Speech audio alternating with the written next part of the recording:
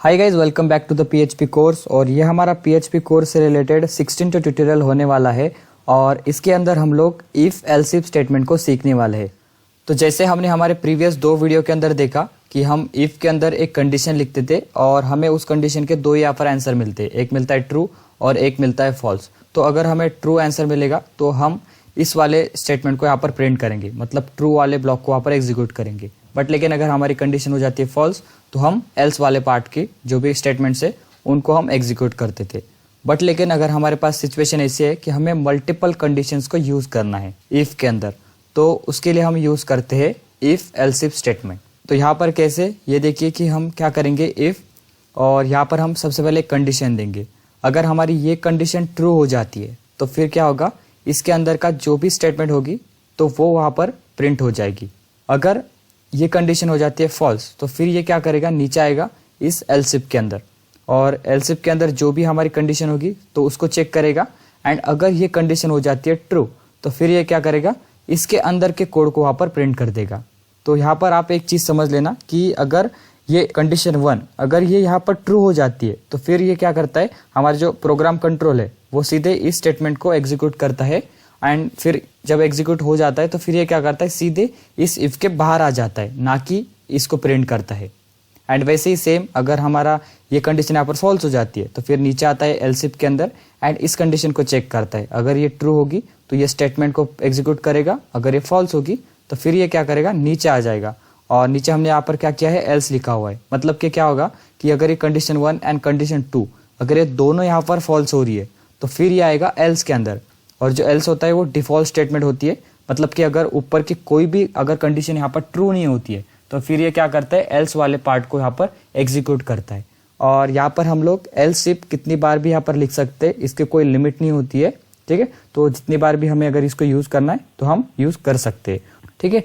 तो अभी हम इसी के बेस पर एक प्रोग्राम करेंगे जहां पर हम क्या करने वाले हैं, स्टूडेंट के परसेंटेज के ऊपर हम उसको ग्रेड देने वाले हैं। जैसे कि अगर स्टूडेंट को 80% से लेकर 100% के बीच में अगर परसेंटेज आते तो हम उसको दे देंगे ग्रेड के अंदर मेरिट। एंड अगर 60 से 79 आता है तो हम उसको फर्स्ट डिवीजन देंगे। एंड 45 से 59 आता है तो हम उसको सेकेंड डिवीजन देंगे। एंड 33 से 44% आता है तो हम उसको थर्ड डिवीजन देंगे। एंड अगर परसेंटेज आते 33% से लेस तो हम उसको कर देंगे वहाँ पर फेल। एंड उसी के साथ हम एक और चीज़ करेंगे, अगर कोई यूज़र 0 से 100 के बीच में अगर कोई नंबर नहीं देता है, उसके अलावा कोई नंबर देता है तो फिर हम क्या करेंगे, एल्स के अंदर दे देंगे इनवैलिड नंबर। ओके, तो चलिए अभी हम इसको प्रैक्टिकल देख लेते कैसे करना है। तो यहाँ पर देखिए मैं मेरे कोड एडिटर के अंदर आ चुका हूँ और यहाँ पर हमने एक फाइल क्रिएट की है इफ एल्स इफ नाम से।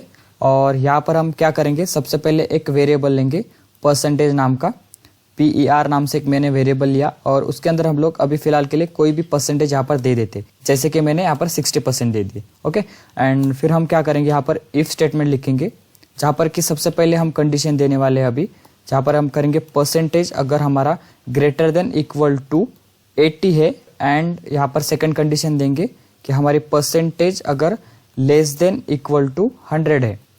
अगर ये दोनों कंडीशन हमारी यहाँ पर ट्रू होती है तो फिर ये क्या करेगा, जो हमारा कंट्रोल है प्रोग्राम कंट्रोल वो आएगा इसके ब्लॉक के अंदर एंड यहाँ पर हम प्रिंट कर देंगे मेरिट। तो अभी यहाँ पर ये कंडीशन किस तरीके से काम कर रही है वो मैं आपको बता देता हूँ सबसे पहले। तो यहाँ पर देखिए हमने क्या किया है, 60 दे दिया है परसेंटेज के अंदर, मतलब इस वेरिएबल के अंदर। एंड ये क्या कर रहा है, तो यहाँ पर ये क्या कर रहा है, PER greater than equal to 80 अगर होगा तो फिर ये क्या करेगा, इसके अंदर का जो भी कोड होगा उसको वहाँ पर एग्जीक्यूट करेगा। तो इस सिचुएशन में क्या हो रहा है, देखिए PER greater than equal to 80, मतलब कि ये कंडीशन यहाँ पर फॉल्स हो रही है तो फिर ये आगे चेक नहीं करेगा, क्योंकि यहाँ पर फर्स्ट में अगर फॉल्स हो जाती है तो सीधे ये नीचे वाले कोड के अंदर आ जाएगा। और फिर हम यहाँ पर क्या करेंगे, एल्स इफ लिखेंगे और इसके अंदर हम सेकेंड कंडीशन देंगे जहाँ पर कि हम करेंगे percentage greater than equal to अगर 70 है एंड परसेंटेज अगर लेस देन इक्वल टू 80 है तो फिर ये क्या करे, यहाँ पर उसको फर्स्ट डिवीजन। ओके, तो हम इसी तरीके से एक और यहाँ पर कंडीशन दे देंगे वहां पर कि हम करेंगे सिर्फ परसेंटेज के अंदर अभी हम चेंज करेंगे। यहाँ पर मैं करता हूँ 60 और यहाँ पर हम करेंगे अभी 70। ओके, तो हम यहाँ पर प्रिंट करने वाले अभी सेकेंड डिवीजन। एंड सेम मैं इसको कॉपी कर लेता हूँ एंड थर्ड डिवीजन के लिए भी यहाँ पर हम कर देते और यहाँ पर हम परसेंटेज करते अभी 50 एंड यहाँ पर मैं करता हूँ इसके एंड यहाँ पर करता हूँ 60। ओके, तो यहाँ पर अब ये हो जाएगा थर्ड डिवीजन के लिए, ठीक है। एंड अगर कोई यूजर एंड और एक यहाँ पर कंडीशन लिखेंगे जहां पर कि हम सिर्फ अभी एक ही कंडीशन देने वाले, क्योंकि अगर परसेंटेज लेस होते हैं 35 से तो वहां पर क्या प्रिंट करना है हमें, फेल। तो यहाँ पर मैं क्या करूंगा, PR लेस देन 35 अगर होता है तो फिर ये क्या करे, इको कर यहाँ पर फेल कर दे। और इसके बाद अगर इनमें से कोई भी कंडीशन यहाँ पर सेटिस्फाई नहीं होती है तो फिर ये इसके एल्स वाले पार्ट को यहाँ पर एग्जीक्यूट करे, जहां पर कि हम करने वाले हैं अभी हम कोई भी एक स्ट्रिंग दे देते हैं, जैसे कि इनवैलिड नंबर। ओके, तो अभी यहाँ पर हम इस कोड को सेव करते हैं एंड इसके आउटपुट को अगर हम देखेंगे तो यहाँ पर हमें मिल रहा है सेकेंड डिवीजन। और वो कैसे, यहाँ पर देखिए। तो हमने क्या किया, PER के अंदर 60 दे दिया है, तो वो सबसे पहले तो इसको चेक करेगा। एंड यहाँ पर क्या है कि PER greater than equal to 80, तो यहीं पर वो कंडीशन तो फॉल्स हो रही है। इसका मतलब है कि वो सीधे नीचे आएगा इस एल्स इफ के अंदर।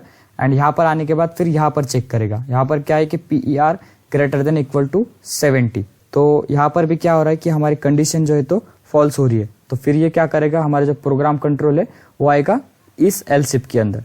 एंड यहाँ पर हमने क्या किया है, PER greater than equal to 60, तो जो हमारे PER के अंदर है वो है 60।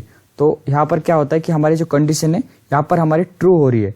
एंड उसके बाद आगे भी चेक कर लेगा, तो यहाँ पर क्या है, PER less than equal to 70, तो ये दोनों कंडीशन यहाँ पर ट्रू हो रही है। इसका मतलब क्या है कि हमारा जो प्रोग्राम कंट्रोल है वो आएगा इस ब्लॉक के अंदर। एंड इस ब्लॉक के अंदर जो भी स्टेटमेंट होगी उसको वो प्रिंट कर देगा। तो यहाँ पर क्या है, हमने किया है इको सेकेंड डिवीजन।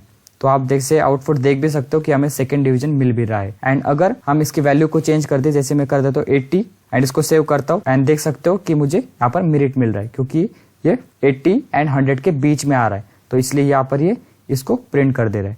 एंड अगर कोई यूजर 0 से लेकर 100 के अलावा कोई नंबर देता है तो हमारे पास आ जाएगा इनवैलिड नंबर, क्योंकि ये एल्स वाले पार्ट को यहाँ पर एग्जीक्यूट कर रहा है। क्योंकि अगर इनमें से कोई भी कंडीशन सेटिस्फाई नहीं होती है तो वो क्या करता है, एल्स वाले पार्ट को वहां पर एग्जीक्यूट करता है। एंड हम लोग यहाँ पर और नंबर को चेंज कर देख लेते हैं। जैसे मैं करता हूँ 34 एंड यहाँ पर अगर हम रिजल्ट देखें तो देख सकते हैं फेल मिल रहा है, क्योंकि ये इस वाले पार्ट को यहाँ पर एग्जीक्यूट कर रहा है, क्योंकि परसेंटेज लेस देन है 35 से, मतलब कि ये कंडीशन ट्रू है।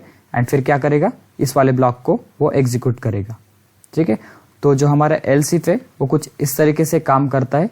आई होप सो कि आपको ये समझ में आएगा। तो फिर मिलते हैं इसके नेक्स्ट वीडियो के अंदर, तब तक के लिए बाय।